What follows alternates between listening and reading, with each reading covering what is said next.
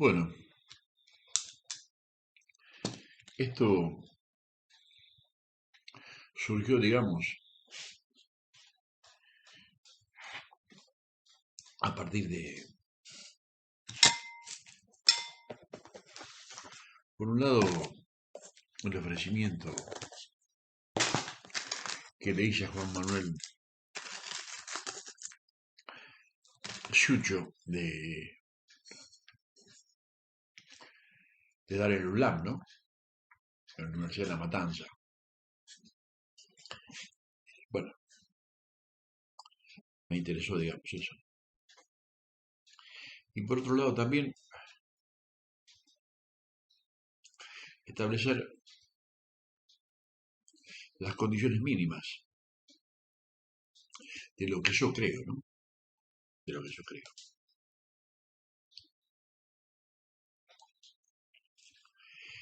Fundamentalmente, algunas ideas, algunos tips que considero valiosos. Así que entonces, la idea de hoy es establecer algunas referencias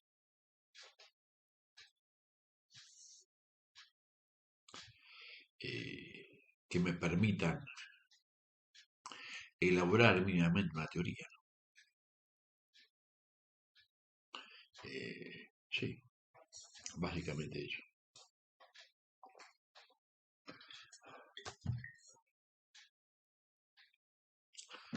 Primero entonces,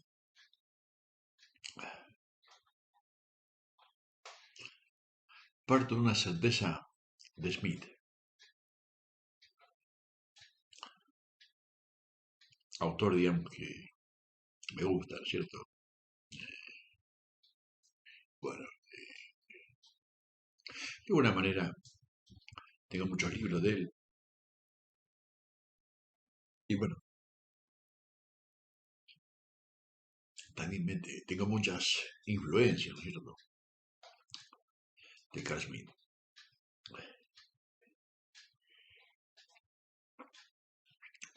Carl Smith se considera el último teórico del derecho público europeo. ¿Qué es el derecho público europeo? Bueno, básicamente es el derecho que nació una vez terminada la guerra de religión.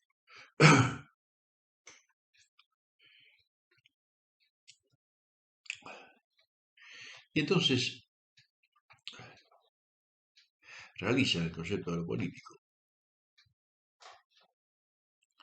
su famosa definición, que yo le llamo una definición existencial de lo político, cuando dice que todos los móviles y acciones políticas, bueno, se deben derivar de la noción de amigo y enemigo. Nada, es una visión que fundamentalmente eh, se da en el reino, bueno, no es en el reino, pero quiero decir, en Europa como un todo. Y entonces Smith es de alguna manera un error, ¿no? Un héroe romántico. Y bueno, de alguna manera nos recuerda ese siglo XIX,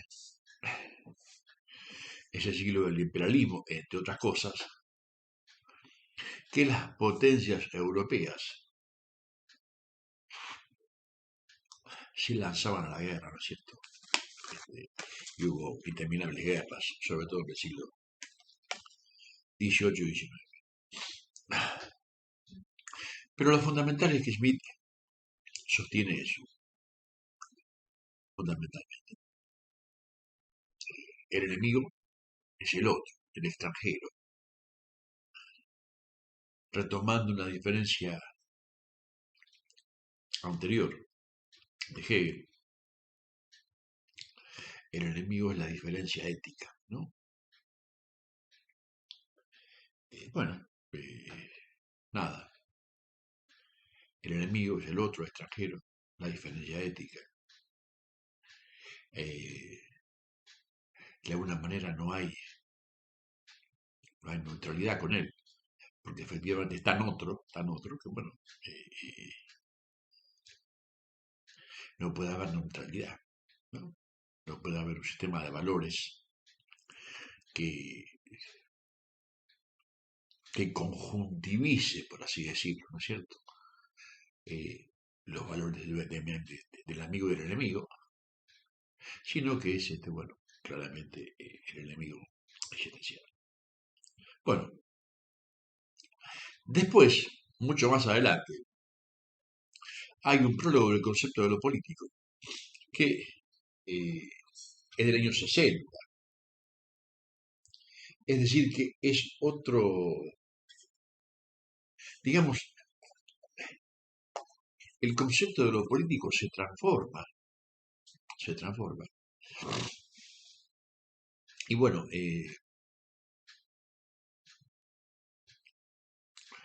ya está influenciado completamente por la Guerra Fría. Entonces, ya no se trata,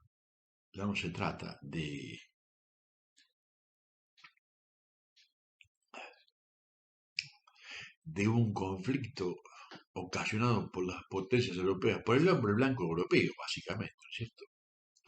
El hombre blanco europeo, que el pináculo fundamentalmente estuvo en el siglo XIX, ¿no? Bueno, sino que son conflictos ideológicos. Y como dice el experto mexicano,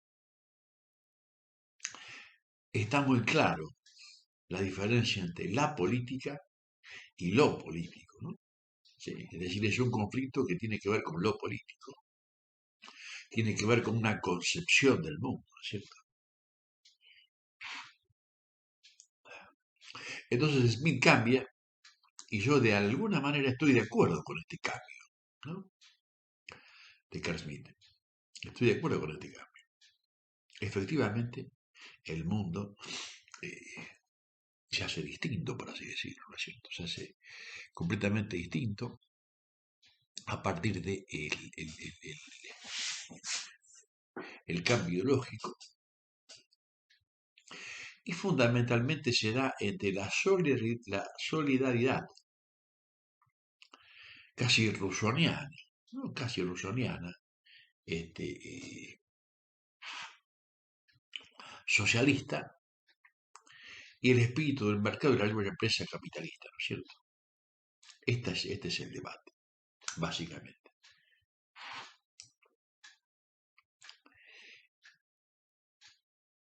Es decir, que utilizo a Schmidt para explicar, por así decirlo,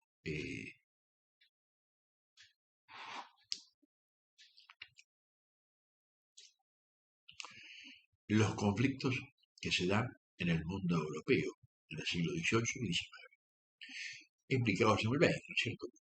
Bueno, el texto, el concepto de lo político, es del 22, me parece. ¿Sí? Y después también utilizo Smith para explicar el concepto completamente distinto, por así decirlo, ¿no es cierto?, de el conflicto ideológico. El conflicto ideológico, es decir, el conflicto que se da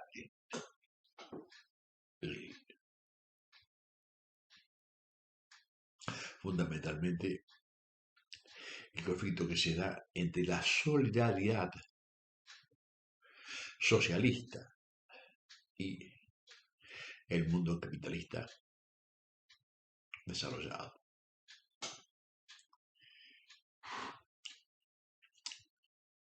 Pero hay otra vuelta de tuerca más. Conflicto del hombre blanco europeo. Conflicto fundamentalmente ideológico. entre la solidaridad rousseauiana y el mundo capitalista desarrollado, el mundo del mercado. La última versión de este conflicto tiene que ver fundamentalmente a partir de que se da la perestroika. Y entonces ya no hay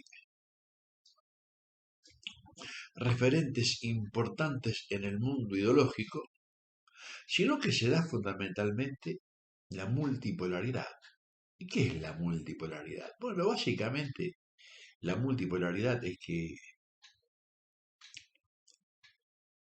ya no hay un país central, sino que en realidad se da primero fundamentalmente alianza entre los países. Y además, por, por, por, para decirlo en forma sencilla, ¿quién es importante? Rusia, China, Estados Unidos, la Unión Europea. Bueno, ¿no? Esta idea, digamos, que efectivamente hay multilateralidad. Y hay un gran acierto, ¿no? Hay un gran acierto eh, un gran acierto de Samuel P. Huntington cuando dice que los conflictos van a ser étnico-religiosos, ¿no? Es decir, los nuevos conflictos que se van a dar en el mundo de los 90, en el mundo los primeros 10 años, los segundos 20 años, ¿no es cierto? Bueno, van a ser conflictos étnico-religiosos. Bueno,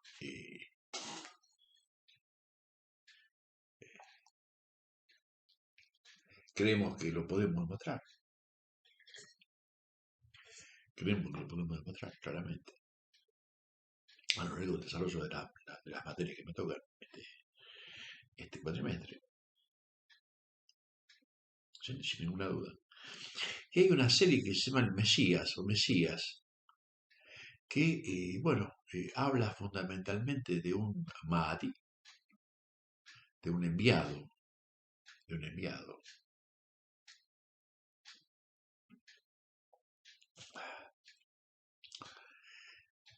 Básicamente alrededor de Tierra Santa, ¿no? Es una serie muy interesante, ¿no? Eh, Fundamentalmente en conflicto entre los palestinos y los judíos, pero además también toda esa zona, por así decirlo, ¿no es cierto? Toda esa zona, bueno, es una zona conflictiva.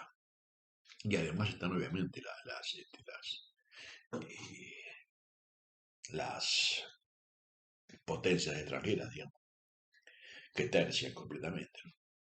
Entonces, bueno, es muy interesante ver el Mahdi, muy interesante ver digamos, Mesías, eh, y sentir que de alguna manera este conflicto étnico-religioso, en este caso religioso, pero también étnico, bueno, precisa, por así decirlo, de un enviado, ¿no es cierto? Precisa de un enviado, así es. Es necesario la existencia de un enviado, de alguien que venga a poner la paz. Me gustó esa serie, ¿no es cierto? Bueno, eh, pero entonces, recordemos, conflicto del hombre blanco europeo, ¿sí? Me sale, por ejemplo, decir el conde de Gobineau, ¿no es cierto? Eh, eh, Fundamentalmente, el hombre blanco europeo consideraba que era, por así decirlo, el colmo de la evolución, ¿no es cierto? Es decir, era en realidad básicamente el resultado de la evolución, el resultado de la evolución. Y entonces, bueno, obviamente, los pueblos originarios, las mujeres, Bueno, todo lo que no fuera el hombre blanco europeo no era considerado, ¿no es cierto? No era considerado bajo ningún punto de vista. Todavía hoy se da esa idea, ¿no? Digamos, las ideas en el mundo de alguna manera vuelven y contravuelven, ¿no? Pero digamos, me sale acordarme cuando hablo con mi hija, por ejemplo, de la idea de, hay una actriz que protagonizó la serie Capítulo de Dama, una actriz argentina, pero de nombre inglés, digamos, vive en Argentina. Y como vive en Argentina, eh, ¿cómo se llama? Un medio norteamericano le puso no black, es decir, se divide entonces en el mundo entre, digamos, entre blancos y no blancos, ¿no? Bueno, este, eh, pero bueno, sería entonces el conflicto del hombre blanco europeo, que da perfectamente cuenta Kashmir, también el conflicto ideológico, a partir de los 60, cambia, por así decirlo, el prólogo del concepto de lo político. Ya entonces, bueno, obviamente es el conflicto ideológico, ¿no es cierto? Y después entonces el concepto de Samuel P. Huntington, la idea del conflicto étnico-religioso. Que justamente en la serie esta, ¿no? El Mesías, hay una chica judía, esa chica, este, hay un muchacho moreno, que es dependiente de una tienda, ¿no? Y entonces hablan justamente y ya el chico le saca que es la CIA, ¿no es cierto? Y bueno, la serie empieza de forma muy interesante. Empieza, digamos, que bueno,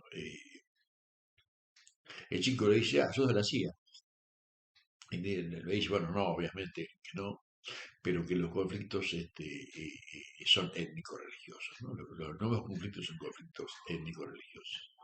Y estamos hablando, bueno, nada, de Talibán, por ejemplo, ¿no es cierto? Estamos hablando de los chechenos, estamos hablando justamente, de alguna manera, eh, conocemos, ¿no? De lo que estamos hablando. Voy a utilizar dos textos, ¿no?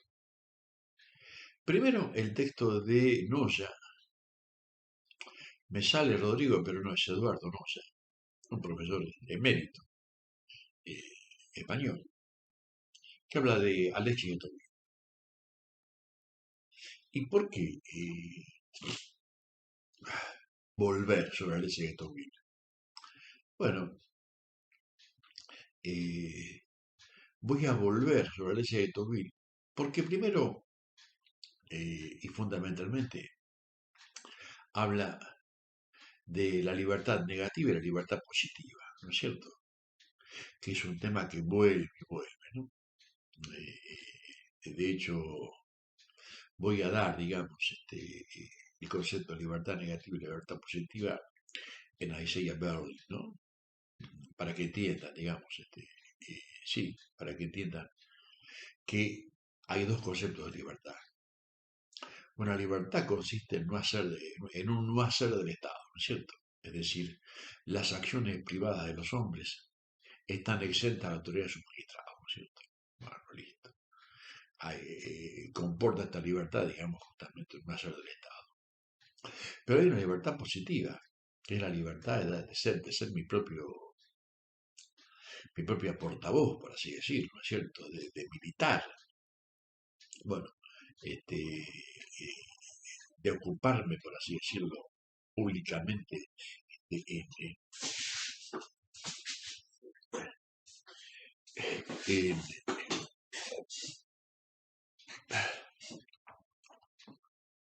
en darme mi propia voz, ¿no es cierto?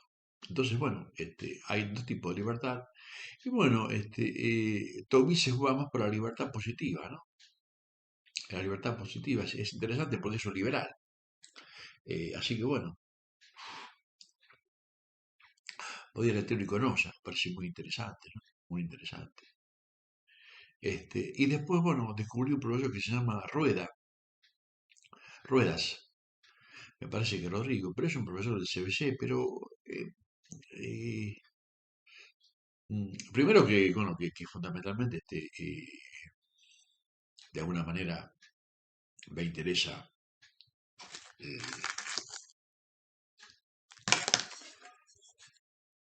darle lugar a la gente joven, ¿no? Pero además también explica muy bien, digamos, ¿no? Primero, el deseo como una presencia, como la presencia de una ausencia, ¿cierto? Que me parece muy interesante, muy interesante. Y después también habla del deseo antropogénico, ¿no? Es decir, el deseo en tanto hombre, ¿no? Bueno, voy a dar eso, digamos, ¿no? Me parece que es interesante el texto de Noya, tanto para la materia gestión de los sistemas como para la materia estrategia, ¿no es cierto? Me parece que van las dos. Y bueno, y después paso limpio a otra cosa que me preocupa. No puede ser que en el ámbito donde estamos eh, no se quiera ejercer, no se quiera preguntar, ¿no es cierto?, sobre la autoridad. Me parece fundamental, fundamental este ejercicio de preguntas sobre la autoridad, ¿no es cierto? Y bueno, vengo dando el texto de Alexandre Koyev, o Koyev, pero para mí es Koyev, el exiliado ruso, el exiliado ruso, el hijo de un joyero de clase alta ruso. Bueno, nada, brillante, completamente brillante, tal vez uno de los filósofos políticos más interesantes del siglo XX, que tuvo como alumno, bueno, a Bataille, pero también a Lacan, ¿no es cierto? Es decir, nada. Eh, y que además se interesó por la filosofía política, pero también se interesó por el poder. Entonces me parece muy interesante, es decir, logró, por así decirlo, eh, la importancia teórica, pero también la importancia práctica, ¿no? Bueno, eh, hablo fundamentalmente de la noción de autoridad, ¿sí? Básicamente, hay una autoridad teológica, una autoridad fundamentalmente de los partidos de la monarquía absoluta, pero también los partidos de Dios, por así decirlo, ¿no? Concepto medieval. Después, la autoridad, eh, digamos, la otra forma de ejercer la autoridad es la autoridad como lo tiene Platón, por así decirlo, ¿cierto? Como lo tiene Platón, la equidad. Después la autoridad del jefe, la autoridad de Aristóteles. Y después, bueno, el concepto de autoridad que tiene que ver fundamentalmente con Hegel Koyev, ¿no es cierto? Es decir, digamos, la autoridad que se ejerce a partir de, que se ejerce a partir fundamentalmente del deseo de vencer, ¿no es cierto? El deseo de vencer, ¿sí? El deseo de vencer, es decir, el amo y el esclavo se enfrentan y el amo no tiene miedo a perder su libertad, no tiene miedo, digamos, en morir tampoco, al contrario, prefiere justamente morir a perder la libertad, y el esclavo no, el esclavo por así decirlo, se deja vencer, y entonces, bueno, a partir de ahí, digamos, se produce una relación en donde el esclavo provee, por así decirlo, al amo. Bueno, Estos son los conceptos de autoridad, aunque en realidad se presentan mezclados. Pero la autoridad fundamentalmente se da donde hay cambio. Es muy interesante.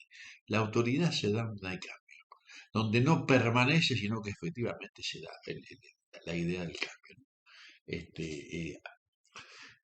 Y parto de ahí, no quiero extenderme. eh, Elisa Goyenechea, que es una profesora católica, en la Universidad Católica, digamos, es una profesora muy interesante. Habla sobre Hannah Arendt. Me interesó fundamentalmente toda la clase sobre Hannah Arendt, pero básicamente eh, voy a hablar de autoridad y autoritario. Parece que en castellano no tenemos, no podemos diferenciar. No podemos diferenciar entre un fenómeno que tiene que ver con la autoridad y un fenómeno autoritario. Parece imposible, ¿no es cierto? Entonces, para mí es importante eso porque, por ejemplo, recuerdo una imagen de Antonio Gramsci, ¿no? Y dice, bueno, el director de orquesta, ejerce autoritarismo sobre los músicos. No, no, es decir, justamente lo que hace básicamente es congeniar estos elementos que tienen que ver con